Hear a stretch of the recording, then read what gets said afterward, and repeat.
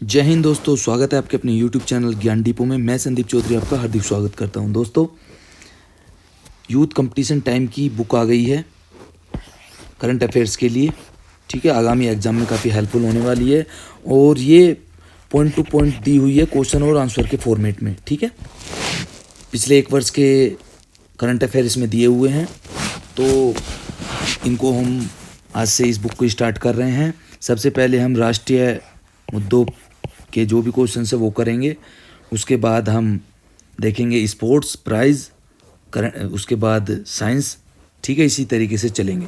तो चलिए दोस्तों, शुरू करते हैं क्वेश्चन नंबर 1 से। अप्रैल 2023 में सौराष्ट्र तमिल मंगलम का आयोजन कहाँ किया गया? तो इसका सही जवाब है गुजरात में। ठीक है, सौराष्ट्र तमिल मंगलम क्या था ये देखिए। आयोजन अवधि थी इसकी 17 से 26 अप्रैल 2023। आयोजन स्थल था गुजरात में, सोमनाथ, द्वारका एवं स्टेचू ऑफ यूनिटी। महत्वपूर्ण बिंदु क्या है? यह कार्यक्रम एक भारत श्रेष्ठ भारत की भावना को बढ़ावा देता है। कई सदी पूर्व बड़ी संख्या में लोग सौराष्ट्र क्षेत्र से तमिलनाडु चले गए थे। इसे देखते हुए सौराष्ट्र तमिल संगमम ने सौराष्ट्र के तमिलों को अपनी जड़ों के साथ फिर से जुड़ने का एक अवसर प्रदान किया है। इस संगम में 3000 से अधिक सौराष्ट्र के तमिल एक विशेष ट्रेन से सोमनाथ आए। चलिए क्वेश्चन नंबर 2 देखते हैं। अप्रैल 2023 में संगठन से समृद्धि, किसी ग्रामीण महिला को पीछे नहीं छोड़ना अभियान किसके द्वारा शुभारंभ किया गया? तो ये किया गया था दीनदयाल अंत्योदय योजना के तहत राष्ट्रीय ग्रामीण आजीविका मिशन के द्वारा। ठीक है, संगठन से समृद्धि, किसी ग्रामीण महिला को पीछे नहीं छोड़ना अभियान का शुभारंभ तिथि 18 अप्रैल 2023। शुभारंभकर्ता थे दीनदयाल अंत्योदय योजना के तहत राष्ट्रीय ग्रामीण आजीविका मिशन। इससे संबंधित मंत्रालय ये है ग्रामीण विकास मंत्रालय। अभियान की अवधि है इसकी 18 अप्रैल 2023 से 30 अप्रैल 2023 तक। ठीक है, उद्देश्य क्या है? पात्र ग्रामीण परिवारों को 10 करोड़ की, जो भी पात्र ग्रामीण परिवार हैं उनकी 10 करोड़ महिलाओं को एकीकृत करना है। कमजोर और सीमांत ग्रामीण परिवारों को स्वयं सहायता समूह के अंतर्गत लाना, ताकि ऐसे कार्यक्रमों के अंतर्गत प्रदान किए जा रहे लाभों को उन्हें प्रदान किया जा सके। क्वेश्चन नंबर 3 देखिए। अप्रैल 2023 में केंद्रीय गृह व सहकारिता मंत्री अमित शाह ने वाइब्रेंट विलेज प्रोग्राम, बहुत मोस्ट इंपोर्टेंट क्वेश्चन है, वाइब्रेंट विलेज प्रोग्राम का शुभारंभ किया। कहाँ पर किया? क्या है ये वाइब्रेंट विलेज प्रोग्राम? इसका शुभारंभ किया किबीथू। ठीक है, सबसे हमारा क्या है, ये सबसे पूर्वी बिंदु है अरुणाचल प्रदेश में, किबीथू अरुणाचल प्रदेश में। वाइब्रेंट विलेज प्रोग्राम क्या है? शुभारंभ तिथि थी 10 अप्रैल 2023। शुभारंभकर्ता कौन थे? केंद्रीय गृह व सहकारिता मंत्री श्री अमित शाह जी। शुभारंभ स्थल था किबीथू, अरुणाचल प्रदेश का सीमावर्ती गांव। योजना अवधि 2022-23 से 25-26 तक है। योजना पे कितना खर्चा आएगा? 4800 करोड़ रुपए। देखिए क्या है, हम क्या कर रहे हैं, चार जो सीमा से लगे हुए, चाइना की सीमा से लगे हुए राज्य हैं और एक केंद्र शासित प्रदेश, उनके जो सीमावर्ती गांव हैं उनसे उनका हम क्या कर रहे हैं, पलायन रोकने के लिए वहाँ पर जो है काफ़ी इंफ्रास्ट्रक्चर बिल्ड कर रहे हैं, काफ़ी सुविधाएं पहुँचा रहे हैं उनको। देखिए, योजना के सीमावर्ती गांव में मूलभूत सुविधाओं को पहुंचाना, रोजगार की व्यवस्था करके वहाँ से पलायन रोकना, सीमावर्ती गांव में मूलभूत इंफ्रास्ट्रक्चर खड़ा करना। इस योजना के तहत अरुणाचल प्रदेश 1, सिक्किम 2, उत्तराखंड 3, हिमाचल 4 और केंद्र शासित प्रदेश लद्दाख 5, ठीक है ना, में उत्तरी सीमा से सटे 19 जिलों के 46 ब्लॉकों के 2967 गांवों का व्यापक विकास किया जाएगा। इस योजना के पहले चरण में 11 जिलों के 28 ब्लॉकों से 1451 गांवों को शामिल किया गया है। चलिए क्वेश्चन नंबर 4 देखते हैं। अप्रैल 2022 में भारतीय निर्वाचन आयोग ने किस नए दल को राष्ट्रीय दल का दर्जा प्रदान किया है? तो ये प्रदान किया है आम आदमी पार्टी, जिसके संयोजक हैं केजरीवाल जी। दर्जा कब प्रदान किया गया? 10 अप्रैल 2023 को। किसने प्रदान किया? भारत निर्वाचन आयोग ने। नया राष्ट्रीय दल है ये हमारा आम आदमी पार्टी। तो अब इस तरीके से हमारे 6 राष्ट्रीय दल हो गए हैं। INC, Indian National Congress, BJP Bharatiya Janata Dal, BSP Bahujan Samajwadi Party, CPIM Communist Party India, Marxist और एनपीपी और आप। ठीक है, पढ़िए देखते हैं इसके बारे में। अन्य महत्वपूर्ण, भारतीय निर्वाचन आयोग ने अखिल भारतीय तृणमूल कांग्रेस एआईटीएमएस, भारतीय कम्युनिस्ट पार्टी सीपीआई तथा राष्ट्रीयवादी कांग्रेस पार्टी एनसीपी से राष्ट्रीय दल का दर्जा वापस ले लिया है। राष्ट्रीय दल दर्जा के लिए मानदंड क्या है देखिए। यदि कोई दल लोकसभा अथवा विधानसभा के आम चुनाव में 4 या उससे अधिक राज्यों में वैध मतों का 6% मत प्राप्त करता है, यही तथा इसके साथ वह किसी राज्य या लोकसभा से 4 सीटें प्राप्त करता है, तो उसको क्या होगा, राष्ट्रीय दल का दर्जा दे दिया जाएगा।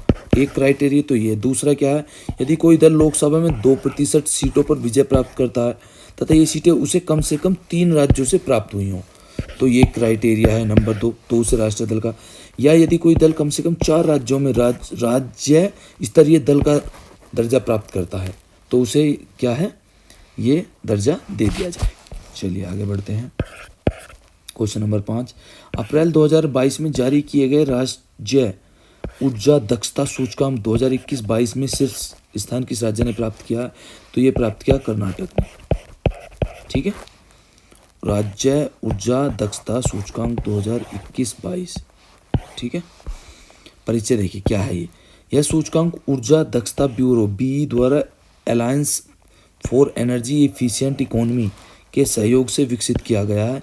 इस सूचकांक में वित्त वर्ष 2020-21 व 21-22 के लिए ऊर्जा दक्षता कार्यान्वयन में राज्यों और केंद्रशासित प्रदेशों की वार्षिक प्रगति का आंकलन पेश किया गया है। जारी कब किया गया, जारी किया गया 10 अप्रैल 2023 को। ठीक है दोस्तों, किसने जारी किया, विद्युत मंत्रालय द्वारा, भारत सरकार। वर्तमान संस्करण ये इसका 4th है। प्रथम संस्करण आया 2018 में, शीर्ष प्रताप स्थान कर्नाटक ने किया। ठीक है, अन्य देख लीजिए। फ्रंट रनर 60 से अधिक, कर्नाटक, आंध्र प्रदेश, केरल, राजस्थान, तेलंगाना। अचीवर जो 50 से 60 के बीच में रहे, असम, हरियाणा, महाराष्ट्र, पंजाब। कंटेंटर हुए जो 30 से 50 के बीच थे, 49.5 तक। चंडीगढ़, छत्तीसगढ़, दिल्ली, गुजरात, झारखंड, मध्य प्रदेश, उड़ीसा व उत्तर प्रदेश। एस्पिरेंट हैं 30 से कम वाले। ठीक है, ये सभी। उत्तर प्रदेश ने 49 अंक प्राप्त किए तथा वह कंटेंडर श्रेणी में शामिल है। तेलंगाना और आंध्र प्रदेश ने सब ने अपने प्रदर्शन में सर्वाधिक सुधार प्रदर्शित किया। चलिए आगे बढ़ते हैं। क्वेश्चन नंबर 6, अप्रैल 2023 में इंडिया जस्टिस रिपोर्ट 2023 जारी की गई। इस रिपोर्ट में बड़े राज्यों की श्रेणी में शीर्ष स्थान किस राज्य ने प्राप्त किया, तो सबसे शीर्ष स्थान प्राप्त किया कर्नाटक ने। ठीक है, इंडिया जस्टिस रिपोर्ट 2023 क्या है, पढ़ते हैं इसके बारे में। इस रिपोर्ट के माध्यम से भारतीय राज्यों को न्याय तथा उनकी पहुंच की क्षमता के अनुसार रैंक प्रदान की जाती है। जारी कब किया गया, 4 अप्रैल 2023 को। जारीकर्ता Tata Trust, Centre for Social Justice, Common Cause of Commonwealth Human Right Initiative के सहयोग से। ये इसका 3य संस्करण था, पहला 2019 में था। इसमें संकेतक 102 रखे गए हैं। ठीक है, और ये आगे देख लीजिए आप। बड़े राज्यों में कर्नाटक ने सबसे ज़्यादा अंक प्राप्त किए। बड़े राज्यों में अंतिम स्थान उत्तर प्रदेश का रहा। बड़े राज्यों में 3 शीर्ष स्थान थे, कर्नाटक, तमिलनाडु और तेलंगाना। बड़े राज्यों में अंतिम 3 थे, बिहार, बंगाल और उत्तर प्रदेश। छोटे राज्यों में शीर्ष स्थान प्राप्त किया सिक्किम ने, और अंतिम था गोवा। चलिए नेक्स्ट, मार्च 2023 में जारी नागालैंड विधानसभा चुनाव परिणाम सबसे अधिक सीटें किस दल को प्राप्त हुई हैं, तो ये हुई हैं नेशनल डेमोक्रेटिक प्रोग्रेसिव पार्टी को। ठीक है, मतदान की तिथि 27, ये जरूरत नहीं है आपको मतगणना की भी। सीटों की संख्या आपको पता होनी चाहिए कि कितनी सीट हैं। ठीक है, नागालैंड विधानसभा में। आगे देख लीजिए, नेशनल डेमोक्रेटिक प्रोग्रेसिव पार्टी 25 सीटें जीती, मत प्रतिशत इतना था इनका। भारतीय जनता पार्टी ने 12 सीटें जीती, मत प्रतिशत 18 था। इस तरीके से आप ये याद रख लीजिए, ज़्यादा आपको याद रखने की जरूरत नहीं है। यही दो, कुल सीटें 18, ये 60। नागालैंड विधानसभा की 60 सीटों में से 59 सीटों सीटें अनुसूचित जनजातियों के लिए आरक्षित हैं। भारतीय जनता पार्टी अकुलुटो विधानसभा क्षेत्र से निर्विरोध निर्वाचित हुई, ये इम्पोर्टेंट है। नेशनल डेमोक्रेटिक पार्टी की हैकानी जखालू नागालैंड की पहली महिला विधायक के रूप में निर्वाचित हुई, ये भी इम्पोर्टेंट है। 7 मार्च 2023 को एनडीपीपी के नेता नेफ्यू रियो ने नागालैंड के मुख्यमंत्री के रूप में शपथ ली। ठीक है, तो ये कौन बने हैं? नेफ्यू रियो। आगे देखिए, मार्च 2023 में मेघालय में चुनाव हुए, परिणाम जारी किए गए। चुनाव में सबसे अधिक सीटें किस दल को प्राप्त हुई? तो ये हुई नेशनल पीपल पार्टी। ठीक है, मार्च चुनाव हुए 27 फरवरी, परिणाम 22, सीटों की संख्या याद रखना है आपको 60। नेशनल पीपल पार्टी को 26 सीटें मिली, 31.49 इनका मत प्रतिशत था। और यूनाइटेड डेमोक्रेटिक पार्टी इनको 11 सीट मिली, 16.21 इनका मत प्रतिशत था। इस तरीके से अब महत्वपूर्ण तथ्य पे आ जाइए। मेघालय विधानसभा की 60 सीटों में से 55 सीटें अनुसूचित जनजातियों के लिए आरक्षित हैं। मेघालय में कुल 59 विधानसभा क्षेत्रों में चुनाव संपन्न कराया गया। ठीक है, इस चुनाव में कोनराड के संगमा के नेतृत्व वाली नेशनल पीपल पार्टी ने सबसे अधिक 26 सीटें प्राप्त की। 7 मार्च 2023 को कोनराड के संगमा ने लगातार दूसरी बार मेघालय के मुख्यमंत्री पद की शपथ ली। ठीक है, तो संगमा यहाँ के मुख्यमंत्री बने। क्वेश्चन नंबर 9 देखिए, मार्च 2023 में नई दिल्ली में रायसीना डायलॉग, इंपोर्टेंट क्वेश्चन है, का आयोजन किया गया। इस सम्मेलन में मुख्य अतिथि कौन थे या कौन थी? तो इसमें थे जॉर्जिया मेलोनी। ठीक है, जॉर्जिया मेलोनी। रायसीना डायलॉग 2023। देखिए, इसको दो फाउंडेशन, दो मंत्रालय करते हैं, एक तो विदेश मंत्रालय और एक ऑब्जर्वर रिसर्च फाउंडेशन। ये दो लोगों के द्वारा कराया जाता है इसको। परिचय, रायसीना डायलॉग भू राजनीति और भू रणनीति पर भारत का प्रमुख सम्मेलन है। कब कराया गया? 4 मार्च 2023 को कराया गया नई दिल्ली में। किस किस के द्वारा कराया गया? विदेश मंत्रालय द्वारा कराया गया और ऑब्जर्वर रिसर्च फाउंडेशन के द्वारा। ये इसका 8वां संस्करण था, प्रथम 2016 में हुआ। और मुख्य अतिथि कौन थी? इटली की प्रधानमंत्री जॉर्जिया मेलोनी। थीम क्या थी? Provocation, uncertainty, turbulence, light house in the Tempest. Question number 10 देखिए, मार्च 2023 में त्रिपुरा विधानसभा के चुनाव परिणाम जारी किए गए। इस विधानसभा चुनाव में भारतीय जनता पार्टी ने कितनी सीटें जीती? तो विधानसभा चुनाव हुआ 2023 में 3, ये अलग अलग नॉर्थ ईस्ट के राज्यों में, इसमें एक त्रिपुरा भी था। 16 में मतदान हुआ, 2 मार्च को इनका रिजल्ट आया। 60 सीटें कुल थी, जिनमें से भारतीय जनता पार्टी ने 32 सीटें जीती और इनका मत प्रतिशत था 38.97। ठीक है, सेकंड नंबर पे थे टिपरा मोठा पार्टी, 13 सीटें इन्होंने जीती। महत्वपूर्ण बिंदु देखिए, त्रिपुरा विधानसभा की 60 सीटों में से 10 सीटें अनुसूचित जातियों तथा 20 सीटें अनुसूचित जनजातियों के लिए आरक्षित हैं। 8 मार्च 2023 को भाजपा नेता मनिक शाह ने दूसरी बार त्रिपुरा के प्रधानमंत्री पद की शपथ ली। तो ये आपको याद रखना, मनिक शाह। क्वेश्चन नंबर 11, मार्च 2023 में उच्चतम न्यायालय द्वारा दिए गए निर्णय के अनुसार मुख्य निर्वाचन आयुक्त व अन्य निर्वाचन आयुक्तों की नियुक्ति के लिए गठित समिति में कौन शामिल नहीं होगा? तो इसमें गृह मंत्री शामिल नहीं होंगे। ठीक है, देखिए पढ़ लेते हैं।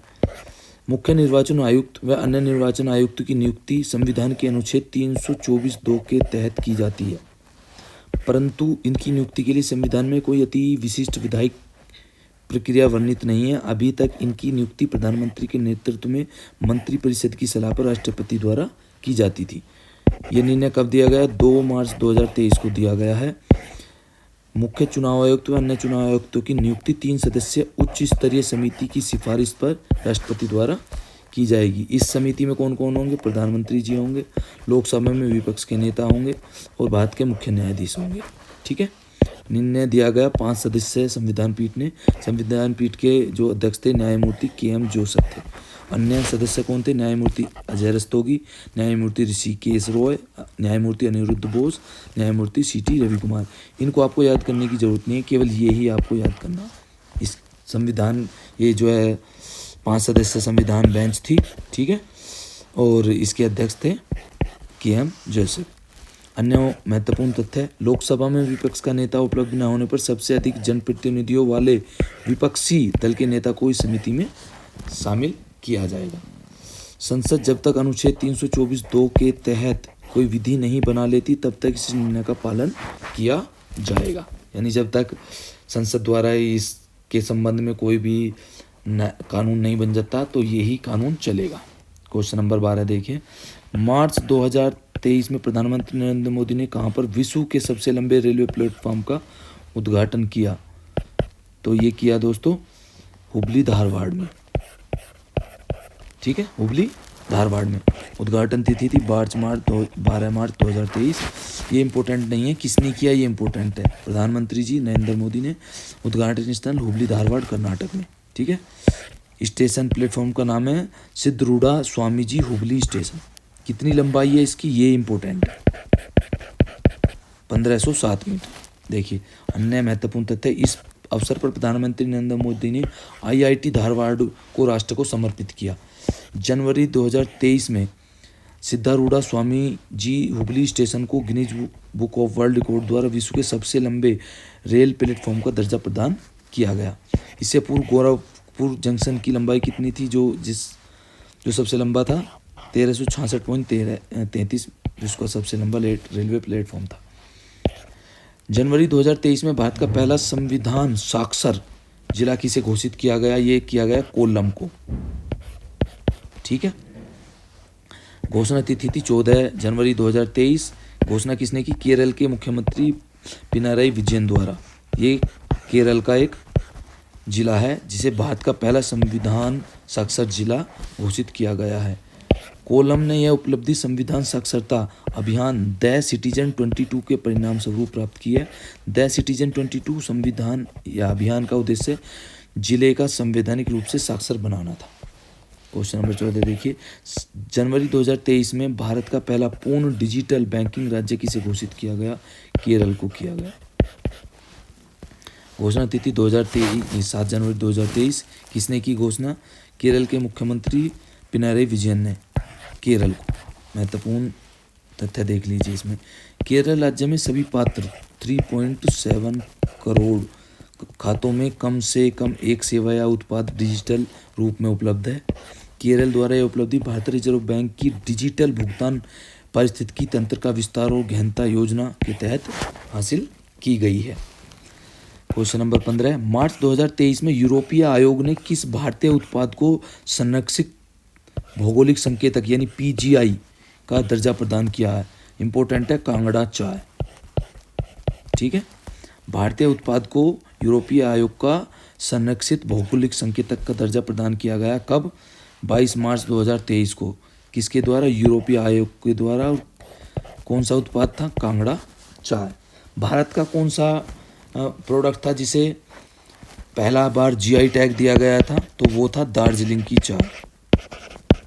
ठीक है, महत्वपूर्ण स्थल देखिए, कांगड़ा चाय हिमाचल प्रदेश के कांगड़ा जिले में उगाई जाती है। कांगड़ा चाय को वर्ष 2005 में GI टैग प्रदान किया गया था। क्वेश्चन नंबर 16, 31 मार्च 2023 को कुल कितने उत्पादों को GI टैग प्रदान किया गया? 31 मार्च 2023 को मोस्ट इंपोर्टेंट है, तो ये किया गया 33। ठीक है, 33 नए GI उत्पादों को GI टैग प्रदान किया गया। GI टैग प्रदान कौन करता है? उद्योग संवर्धन और आंतरिक विभाग DPIIT। ठीक है, अब ये देख लीजिए मोस्ट इंपोर्टेंट है।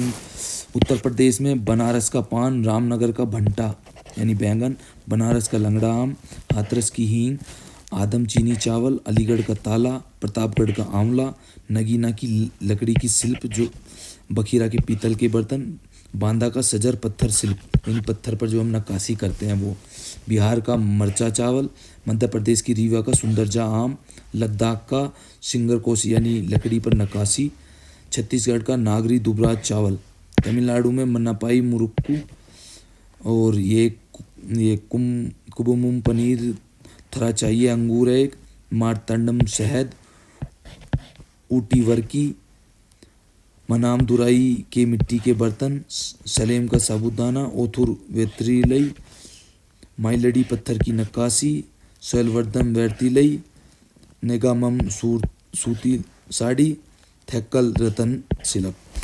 जम्मू कश्मीर में बसोहली की पेंटिंग, बसोहली की पश्मीना ऊनी वस्त्र, भद्रवाह का चावल, राजौरी का चिकरी वुड क्राफ्ट, मुस्कबुद्जी के चावल, उधमपुर का कलादी, रामबन का नारदाना, रामबन का सुलाई शहद। महत्वपूर्ण तथ्य देखिए, भारत में जीआई टैग पंजीकरण का विनियमन वस्तुओं के भौगोलिक संकेतक पंजीकरण और संरक्षण अधिनियम 1999 के तहत किया जाता है। क्वेश्चन नंबर 17, फरवरी 2023 में क्षेत्रीय भाषाओं में निर्णय प्रकाशित करने वाला भारत का पहला उच्च न्यायालय कौन बन गया है?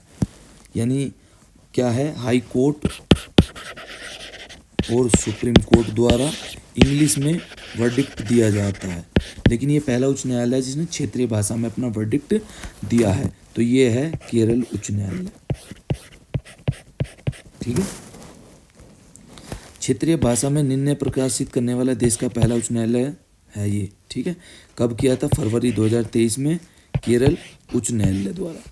कौन सी भाषा में? वहाँ की मलयालय भाषी में। यहाँ के जो मुख्य न्यायाधीश हैं वो हैं एस मनी कुमार। ठीक है, हाल ही में भारत के मुख्य न्यायाधीश DY चंद्रचूड़ द्वारा सर्वोच्च न्यायालय और उच्च न्यायालय को क्षेत्रीय भाषाओं में निर्णय को प्रकाशित करने पर जोर दिया गया। उच्चतम न्यायालय के निर्णयों को क्षेत्रीय भाषा में अनुवादित करने के लिए न्यायमूर्ति अभय ओका की अध्यक्षता में एक समिति का भी गठन किया गया। देखिए, ChatGPT की मदद लेने वाला भी एक हाई कोर्ट है। आप कमेंट्स करके बताइए कि वो पहला कौन सा हाई कोर्ट है जिसने अपने वर्डिक्ट में सहायता लेने के लिए ChatGPT का प्रयोग किया। नेक्स्ट वीडियो में मैं आपको बताऊंगा इसका आंसर। चलिए क्वेश्चन नंबर 18 करते हैं हम। जनवरी 2023 में कौन सा जिला 5G तकनीक लागू करने वाला देश का पहला आकांक्षी जिला बन गया है? तो ये है विदिशा, और विदिशा पड़ता है MP। ठीक है, लागू करने की तारीख 13 जनवरी 2023, विदिशा MP। स्टार्टअप डिकोड के सहयोग से ये हुआ है। मध्य प्रदेश में आकांक्षी जिलों की संख्या है 8। प्रधानमंत्री नरेंद्र मोदी ने 7 जनवरी 2023 को देश के 500 ब्लॉकों के विकास के लिए आकांक्षी ब्लॉक कार्यक्रम का शुभारंभ किया। ठीक है, जनवरी 2018 में आकांक्षी जिला कार्यक्रम का शुभारंभ किया गया था। भारत में कुल कितने हैं? 112 आकांक्षी जिले हैं।